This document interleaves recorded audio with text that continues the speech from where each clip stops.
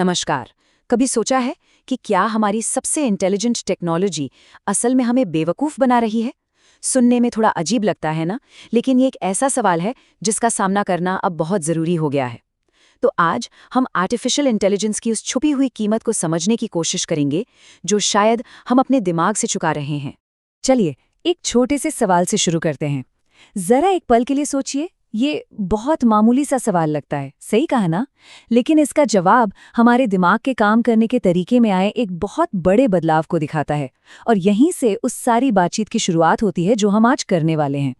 ये देखिए, बस एक दशक पहले की बात है, हम अपने दिमाग की मेमोरी पे भरोसा करते थे। आज हम अपने फ़ोन की मेमोरी पर करते हैं। मतलब हमने अपनी एक दिमागी काबिलियत को एक बाहरी डिवाइस को सौंप दिया है। और ये सिर्फ फ़ोन नंबर तक ही सीमित नहीं है। पहले हमें रास्ते याद रखने पड़ते थे, आज तो जीपीएस हमें बताता है कि कब कहाँ मुड़ना है। ये छोटे छोटे बदलाव दरअसल एक बड़े पैटर्न का हिस्सा हैं, जहाँ हम धीरे धीरे सोचने का काम टेक्नोलॉजी को आउटसोर्स करते जा रहे हैं। तो अब असल मुद्दे पर आते हैं, क्योंकि अब ये सिर्फ सुनी सुनाई बातें नहीं रह गई हैं। हाल ही में हुई कुछ साइंटिफिक स्टडीज एआई के हमारे दिमाग पर पड़ने वाले असर की एक काफी चिंताजनक तस्वीर पेश कर रही हैं। एक बहुत ही दिलचस्प स्टडी की गई। इसमें कुछ लोगों को एक निबंध लिखने को कहा गया और उन्हें 3 ग्रुप्स में बांट दिया गया। एक ग्रुप चैट जीपीटी इस्तेमाल कर सकता था, दूसरा गूगल कर सकता था और तीसरे ग्रुप को सिर्फ अपने दिमाग का इस्तेमाल करना था। और जो नतीजे आए वो सच में हैरान करने वाले थे। ईईजी मशीनें जो दिमाग की तरंगों को मापती हैं, उनसे पता चला कि जिस ग्रुप ने चैट जीपीटी का इस्तेमाल किया उसने सबसे कम दिमागी मेहनत की। रिसर्चर्स ने कहा कि उनका दिमाग लगभग बंद हो चुका था। मतलब उन्होंने सोचने का वो पूरा प्रोसेस ही आउटसोर्स कर दिया था, जो कुछ भी नया सीखने के लिए सबसे ज्यादा जरूरी होता है। और बात यहीं खत्म नहीं हुई। जब लंबे समय तक देखा गया तो पता चला कि ये लोग बस कॉपी पेस्ट करने के आदी हो गए थे। और सबसे बड़ी बात, जब उनसे पूछा गया कि उन्होंने लिखा क्या है, तो उन्हें याद ही नहीं था। जानकारी उनके दिमाग से होकर तो गुजरी, पर वहां रुकी नहीं। फिर माइक्रोसॉफ्ट और कार्नेगी मेलन यूनिवर्सिटी की एक और स्टडी ने इसी बात को और पक्का कर दिया। जैसा कि ये चार्ट साफ साफ दिखा रहा है, दोनों के बीच एक सीधा उल्टा रिश्ता है। जैसे जैसे एआई पर निर्भरता बढ़ती है, वैसे वैसे हमारी क्रिटिकल थिंकिंग, मतलब मुश्किल हालात में खुद से सोचने और समस्या सुलझाने की क्षमता घटती जाती है। सबूत काफी साफ हैं। लेकिन रुकिए, इससे पहले कि हम किसी नतीजे पर पहुंचे, एक दूसरा नजरिया भी देखना जरूरी है। ये जो डर है कि कोई नई टेक्नोलॉजी हमें कमजोर बना देगी, ये कोई नया नहीं है। सोचिए, हजारों साल पहले महान दार्शनिक सुकरात को चिंता थी कि लिखने की कला लोगों की याददाश्त को तबाह कर देगी। फिर 70 के दशक में शिक्षकों को डर था कि कैलकुलेटर बच्चों को गणित में कमजोर बना देंगे।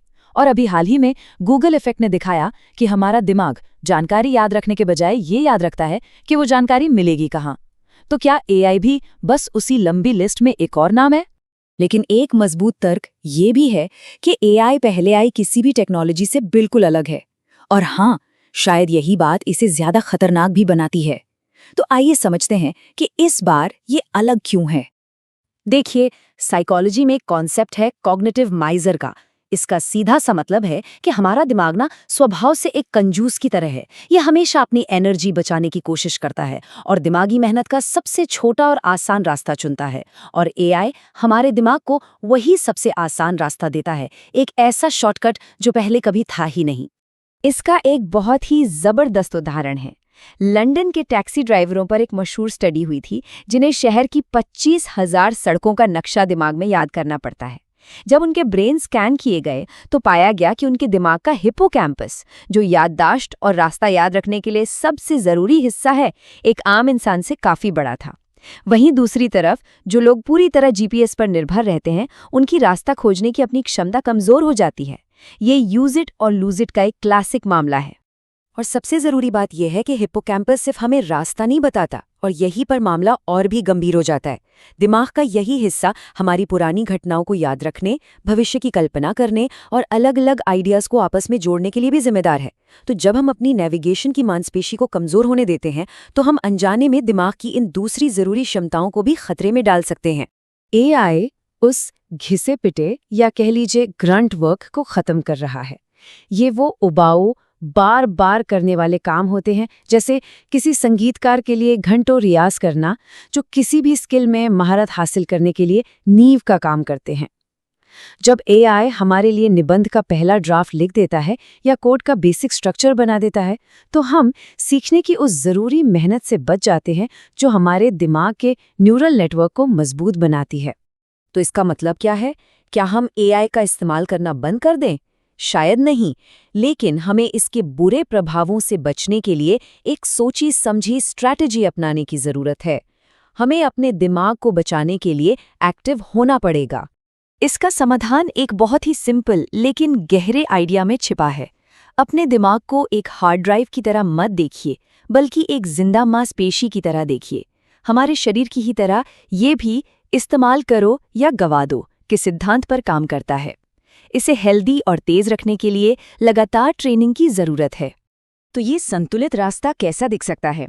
पहला, एआई को अपने दिमाग के विकल्प के तौर पर नहीं बल्कि एक असिस्टेंट के रूप में इस्तेमाल करें।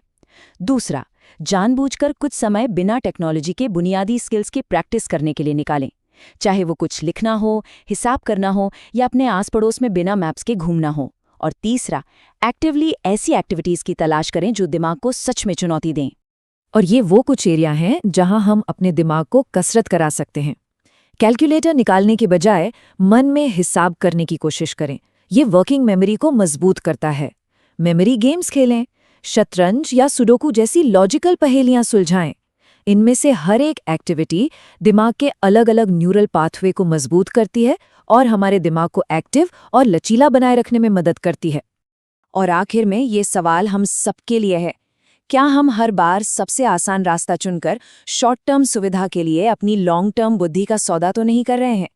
क्या हम अनजाने में अपनी सबसे बड़ी संपत्ति यानी हमारी सोचने की क्षमता को ही कमजोर कर रहे हैं?